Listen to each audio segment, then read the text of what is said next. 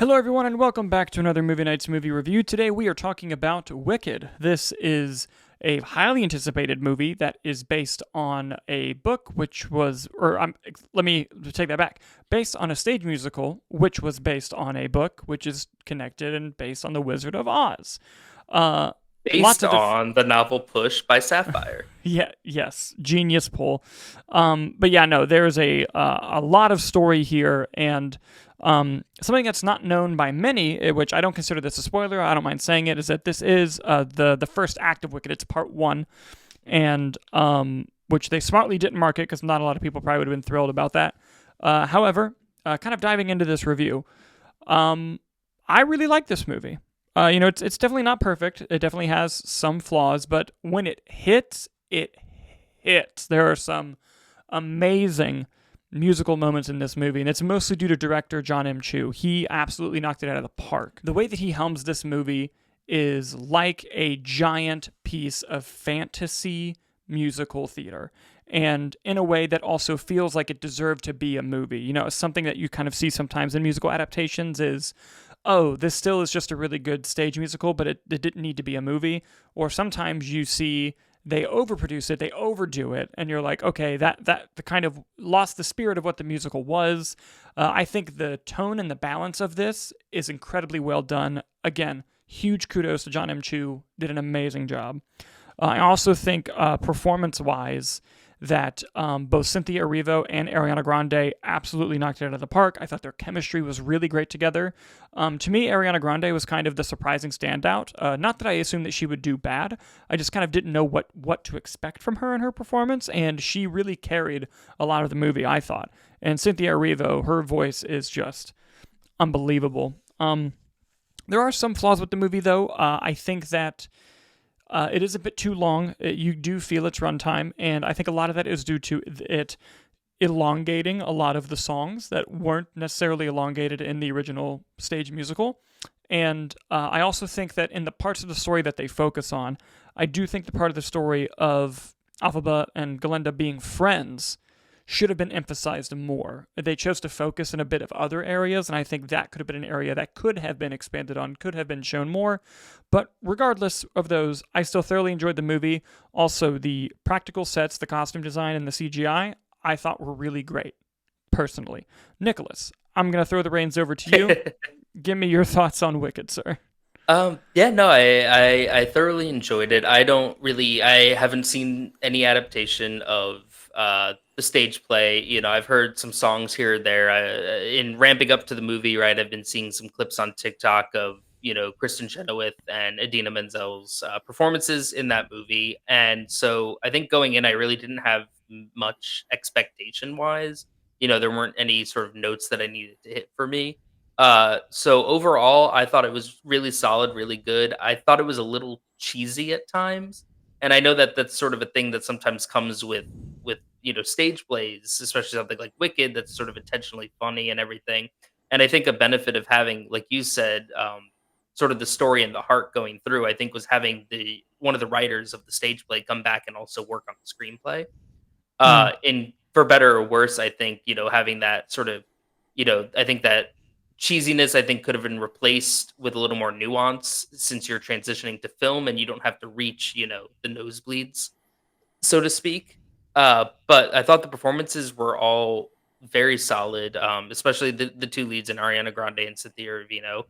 Both great voices. I think with Ariana Grande, from what I've seen, it seems like she was sort of doing an impression of Kristen Chenoweth to some extent. So I don't know if she necessarily maybe made that role her own, or if she was just sort of trying to replicate what was already great and try to bring that same enthusiasm to the movie. But I think the strongest part about the movie is personally the direction. I think that John Chu does a fantastic job. He knocks it out of the park with all of the musical numbers and these set pieces and just making them really innovative. And each sort of musical number was different, unique, and dynamic. And I thought that was ultimately the strength of it. Uh, to me, I think the movie sort of goes off the rails in the third act a little bit. I think that it just sort of gets a little over ambitious and tries to do a lot to wrap up act 1 of this and set up act 2 of the movie, and I think it just sort of gets a little muddled there at the end for me.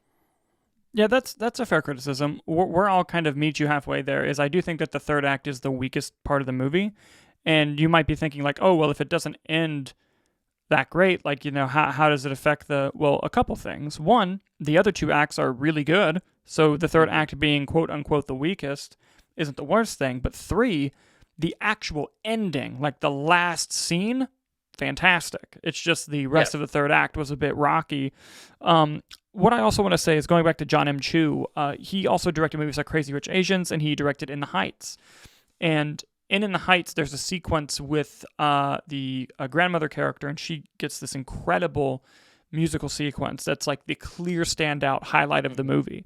And there are two or three of those in this film, and where all of the musical aspects and all the sequences and the choreography is great, but there's two or three that are like, oh, that was why people are here. Like that's what they came to see, and it really paid off.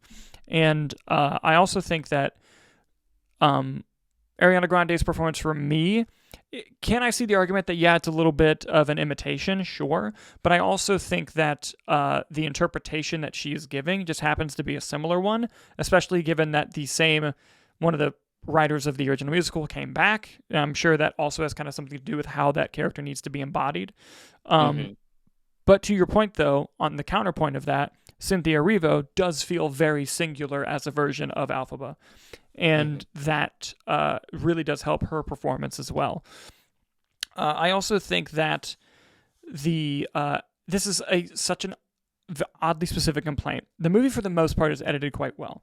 There are a couple things with the editing. There's like two or three moments where they cut to a close up on a specific sentence that, to me, if I was reading the script, I'm like, that was the wrong sentence to cut the close up on. Mhm. And like, that's such an. If we ever do like a spoiler thing, like I'll tell you like exactly the ones I was talking about. Something that I do want to bring up though, that I also thought to be a huge strength of the movie, which I touched upon earlier, was the practical sets, the costumes, the sort of Mhm. technical aspects of the movie. In the trailers, I was kind of worried because it seemed to be like an overproduced CGI mess from the trailer. I was surprised by how much of it was actually practical and where CG was used kind of sparingly. There are about four sequences where they're CG heavy just because of what they have to accomplish. But Mhm. I was really surprised with the practical sets. I wanted to kind of get your thoughts on that aspect of it. Yeah, I've been seeing that sort of going around online too. I feel like a lot of that is just the same thing that happens with every movie that has CGI in it, and that's just YouTube compression Mm, being awful, you know? Because there was a lot of complaints too about like the color grading and everything in the trailers, and I thought it was a very colorful, vibrant movie from what yeah, I I saw. agree. I think it's just how movies look now, and I think that that complaint is just repetitive at this point, you know, with these sort of digital landscapes and backdrops.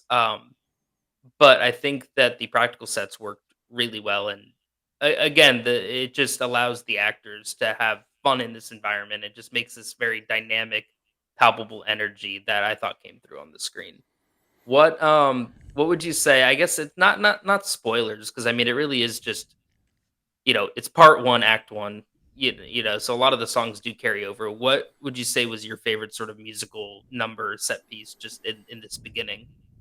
Man, I would say, I mean, obviously, Defying Gravity Hmm.